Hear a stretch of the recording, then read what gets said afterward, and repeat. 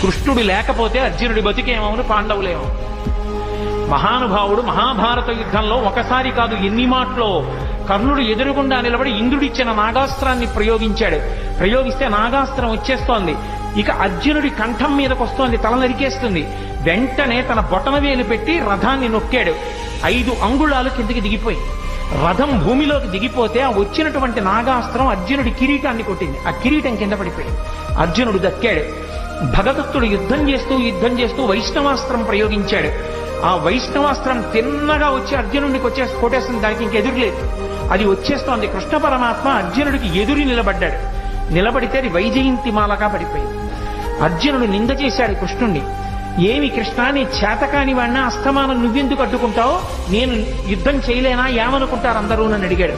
బావా, నీకు తెలియదు, ఒకానొకప్పుడు నేను శ్రీ మహావిష్ణువుగా ఉన్నప్పుడు ఈ భూమినంతటినీ పైకి